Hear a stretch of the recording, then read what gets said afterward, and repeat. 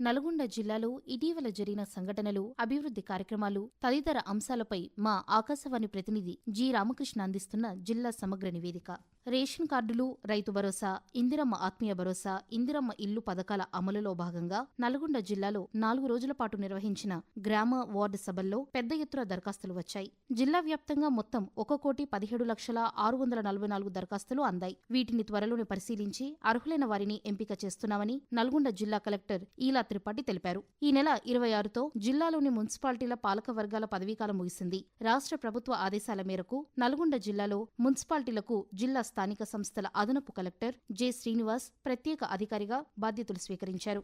Nakrekal municipal పాలక వర్గానికి మరో ఏడాది పదవీకాలం ఉన్నందున నకిరేకల్ మినహా మిగిలిన అన్ని మున్సిపాలిటీలకు బాధ్యతలు స్వీకరించారు. రాష్ట్రంలోనే నల్గొండను ఆదర్శవంతమైన జిల్లాగా తీర్చిదిద్దుతామని రోడ్లు, భవనాల శాఖ మంత్రి కోమటిరెడ్డి వెంకటరెడ్డి అన్నారు. జిల్లా కేంద్రంలో నిర్మించిన 33/11 kV సబ్స్టేషన్తో పాటు స్ట్రీట్ వెండర్స్ ఫుడ్ పార్క్ ను జిల్లా కలెక్టర్తో కలిసి ప్రారంభించారు. అలాగే పలు అంతర్గత రోడ్ల నిర్మాణానికి మంత్రి శంకుస్థాపన చేశారు. ఈ సందర్భంగా మంత్రి మాట్లాడుతూ నల్గొండ మున్సిపాలిటీని అభివృద్ధి చేసేందుకు గత ఏడాది 500 కోట్ల రూపాయల నిధులను మంజూరు చేశామని పేర్కొన్నారు. అభివృద్ధి పనుల్లో భాగంగా విద్యుత్, తాగునీరు, భూగర్భ మురుగునీటి పారుదల వ్యవస్థ, సీసీ రోడ్లు తదితర పనులు చేపట్టామని మంత్రి వెల్లడించారు. అదనంగా మరో 109 కోట్ల రూపాయలతో అండర్ భూగర్భ డ్రైనేజ్, సీసీ రోడ్లు పనులు చేపట్టనున్నామని తెలిపారు.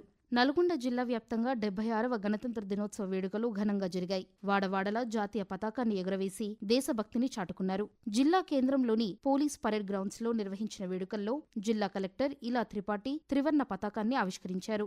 జనగణమన ఉత్సవ సమితి ఆధ్వర్యంలో నల్గొండలోని శివాజీనగర్ సెంటర్లో విద్యార్థులు మానవహారంగా ఏర్పడి జాతీయ గీతాలాపన చేశారు.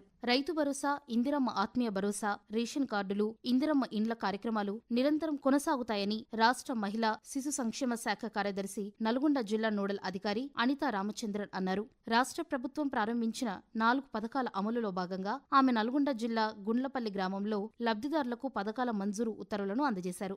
జిల్లా కేంద్ర సహకార బ్యాంకు, డీసీసీబీ వ్యాపారం 3,000 కోట్ల రూపాయలకు చేరుకునేలా చర్యలు తీసుకుంటున్నామని జిల్లా సహకార బ్యాంకు చైర్మన్ కుంభం శ్రీనివాసరెడ్డి తెలిపారు. నల్గొండ డీసీసీబీలో జరిగిన బ్యాంకు మహాజన సభలో శ్రీనివాసరెడ్డి మాట్లాడుతూ ₹1,00,000 ఉన్న పంట రుణాల పరిమితిని ₹150,000 పెంచామని, వ్యవసాయ అవసరాల కోసం ఉమ్మడి నల్గొండ జిల్లాలో రైతులకు ఇప్పటి వరకు 90 కోట్ల రూపాయల పంట రుణాలు అందించామని తెలిపారు. గత ఏడాది బ్యాంకుకు 33 కోట్ల రూపాయల మేర లాభాలు వచ్చాయని వెల్లడించారు. 2024-25 ఆర్థిక సంవత్సరానికి 100 కోట్ల రూపాయల డిపాజిట్ల సేకరణ లక్ష్యంగా నిర్ణయించామని, ఇప్పటి వరకు 92 కోట్ల రూపాయలు సేకరించామని పేర్కొన్నారు. బంగారంపై రుణాలు 480 కోట్ల రూపాయలు ఇచ్చామని వెల్లడించారు. ప్రపంచ ప్రసిద్ధిగాంచిన పర్యాటక ప్రదేశం నాగార్జున సాగర్లో విమానాశ్రయం ఏర్పాటు చేసేందుకు అనువైన స్థలాన్ని కేంద్ర బృందం ఇటీవల పరిశీలించింది.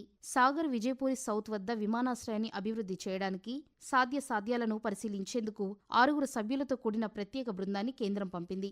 ఈ బృందం సాగర్ విజయపూరి సౌత్లో ఇప్పటికే ఉన్న పాత విమానాశ్రయంతో పాటు పరిసర ప్రాంతంలోని 1,600 ఎకరాల భూమిని పరిశీలించింది.